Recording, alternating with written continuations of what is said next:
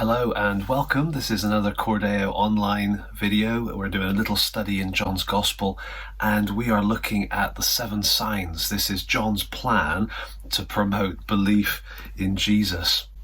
At the end of the book of John, we've got the purpose statement, the reason that he wrote it in John 20. And he says this: Jesus did many other signs in the presence of the disciples, which are not written in this book. But these are written so that you may believe that Jesus is the Christ, the Son of God, and that by believing you may have life in his name. Okay, so notice that the key word there is signs. We're going to be looking at that all the way through John's Gospel for these few minutes that we've got together. And the reason that John wrote these signs were so that we may believe. We're going to see the connection between signs and belief all the way through. Believing Jesus is the Christ, the Son of God, and that by believing, there it is again, you may have life in his name. Now the point he's making here is that Jesus did many miracles, many signs, and we can read about a good number more in the synoptics, that is Matthew, Mark and Luke. But in John's Gospel, he has deliberately chosen a set of these signs as his kind of plan to promote belief in Jesus. So the term sign, or the word that's in the original there, is used 17 times. But there are 7 distinctly identified signs, and we're going to work our way through those 7. And 6 of them nobody argues with, but one of them for some reason people seem to get wrong, so we're going to try to clarify that as well. So the first sign, famously, is in John chapter 2. It's the wedding at Cana, and they ran out of wine. Mary came to Jesus. Jesus seemed to sort of push her off to begin with, but then he told the people what to do, and they took the water and delivered it, and it was wine, and it was amazing. And you get down to the end of the story, and the master of the feast is just gushing, no pun intended, about how good this wine is. You kept the best wine until the end. And then John says this was the first of his signs. The first of his signs Jesus did at Cana in Galilee and manifested his glory. That's an interesting phrase, manifested his glory. When we see glory, we tend to think power. It's a miracle, so you think, yeah, the power to turn water into wine. But actually, when you look at the story, there's so much more to it than just the power. There's the generosity, the abundance, the kindness of Jesus, and even the humility of Jesus. And I think all of those are part of the glory that's being manifested. The power, the humility, the kindness, the generosity, the abundance. That's the nature of our God, and that's his glory being shown. And notice there, John makes the connection, the disciples believed in him. So that's the first of the signs. The second sign is again identified. Notice down here the second sign at the end of John chapter 4.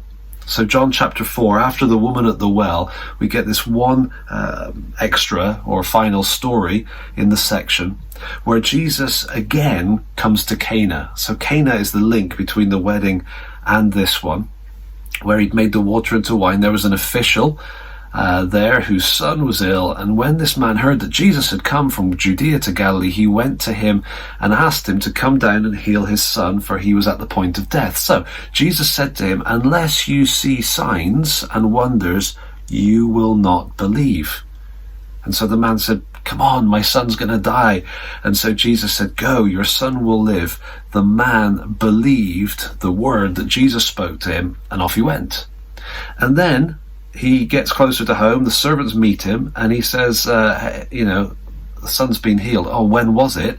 Yesterday at the 7th hour. The father knew that was the hour when Jesus had said to him, your son will live. And he himself believed. It's interesting, there's this kind of double belief or progression in belief.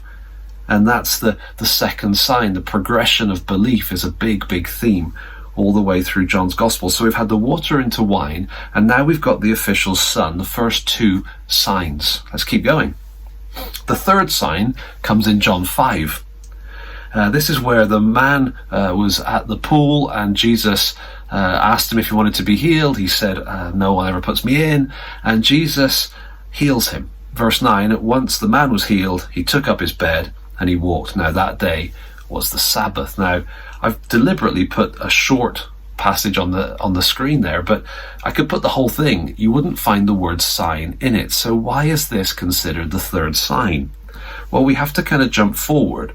We're still thinking John 5, but let me just show you a couple of references here. So John 6, right after the incident, it says, after this, Jesus went away to the other side of the Sea of Galilee, which is the Sea of Tiberias, and a large crowd was following him because they saw the signs that he was doing on the sick. In context, he's just healed a man in John 5.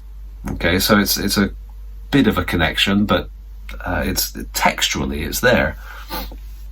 John 7, this is now the autumn. So the healing would have happened in the spring, John 5. Now the autumn, Jesus is back in Jerusalem. He's back for the Feast of Tabernacles, Feast of Booths. And Jesus makes this comment. And so I put it in brackets, John 7:23, because there's no reference to the sign, but it sets up the reference. Jesus says, if on the Sabbath a man receives circumcision so that the law of Moses may not be broken, are you angry with me because on the Sabbath I made a man's whole body well?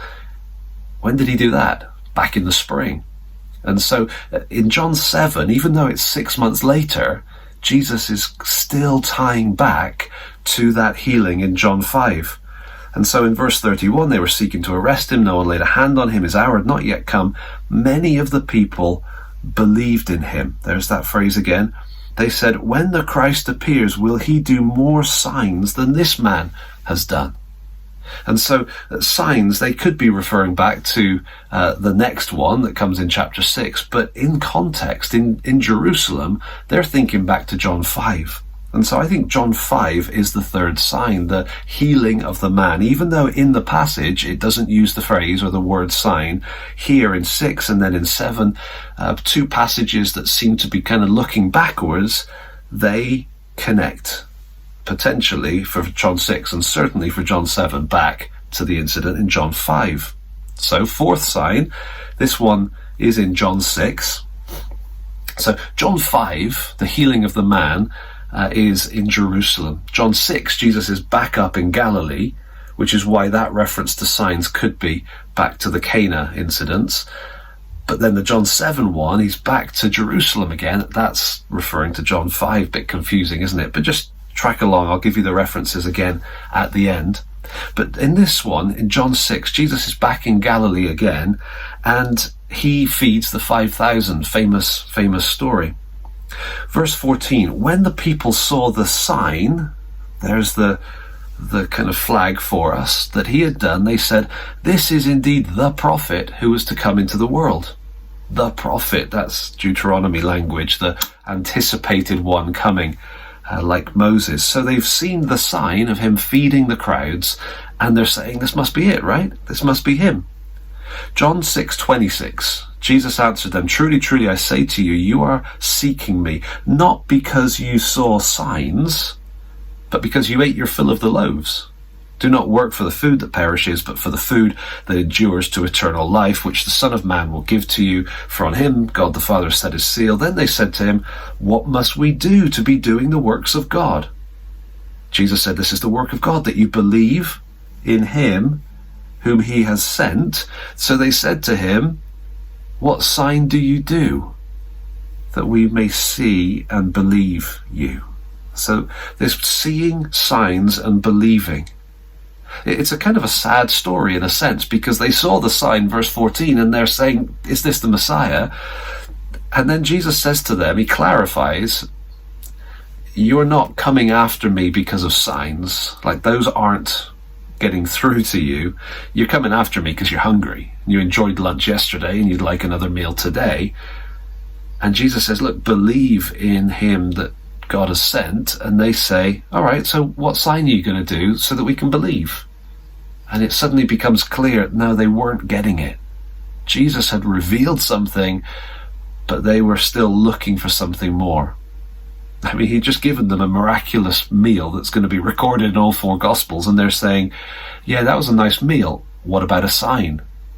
Kind of sad, but that's the fourth sign, the feeding of the 5,000. Fifth sign, John chapter 9. This is where Jesus heals the man who was born blind, right? The blind man. And verse 14, it was a Sabbath day when Jesus made the mud and opened his eyes. Of course, Jesus liked to do things on Sabbaths. It seemed to antagonize the Pharisees. So they asked him how he'd received his sight. He said, he put mud on my eyes, I wash, I see. Some of the Pharisees, so they're evaluating. They're evaluating what's happened. Some of the Pharisees said, this man is not from God, for he does not keep the Sabbath. But others said, how can a man who is a sinner do such signs? And there was a division among them. So that's the fifth sign. Now, what's the sixth sign? John 11. This is the sign that, if you like, completes the first half of John's Gospel. The first half is often referred to as the book of signs, and this is the one that comes at the end of it. So Jesus' friend Lazarus has died, and Jesus goes, has conversation with Mary and Martha, and then he raises Lazarus from the dead. Now, get to the end of the passage, and it says, many of the Jews who had come with Mary and had seen what he did believed in him.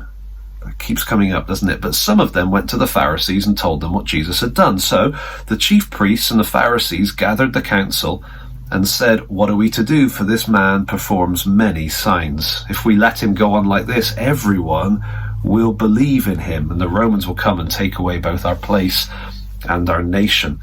And so again, this is the opposition saying he's doing signs. People are going to believe in him. So that's the sixth sign. Now, what's the seventh sign? Because I just said that Lazarus is the raising of Lazarus is the sixth sign, and it's the last one in this first half of the book in terms of the progression. Well, sometimes when you get a list of the 7 signs, you'll have the walking on water incident. Here it is, John 6. When evening came, his disciples went down to the sea. They got into a boat, started across the sea to Capernaum. It was dark. Jesus had not yet come to them. The sea became rough because a strong wind was blowing. When they had rowed about 3 or 4 miles, they saw Jesus walking on the sea and coming near the boat, and they were frightened. But he said to them, "It is I, do not be afraid." Then they were glad to take him into the boat, and immediately the boat was at the land to which they were going. Now, a couple of things to notice here. First of all, where's the sign?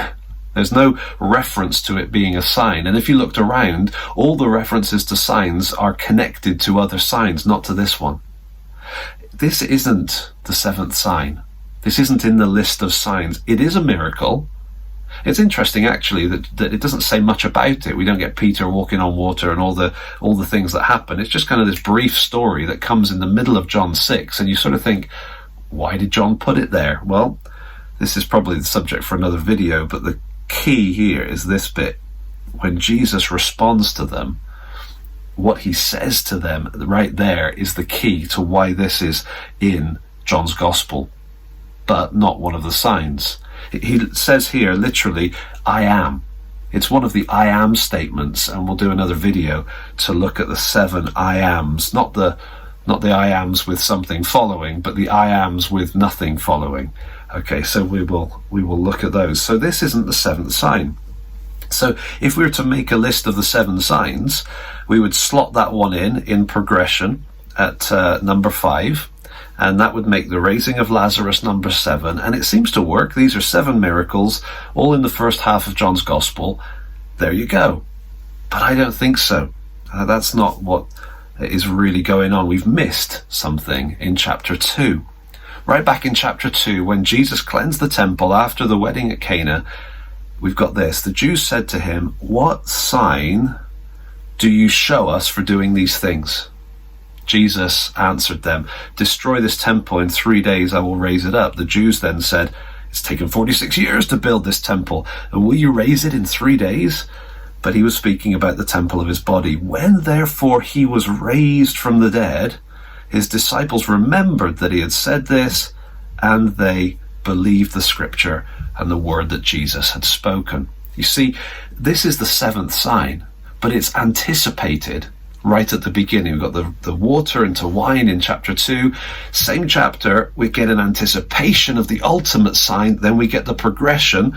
Let me put the list up here. We get the progression through the signs, and every one of them with references there. And the culmination The ultimate sign is not the raising of Lazarus, that was impressive, but the raising of Jesus. That's the ultimate impressive sign.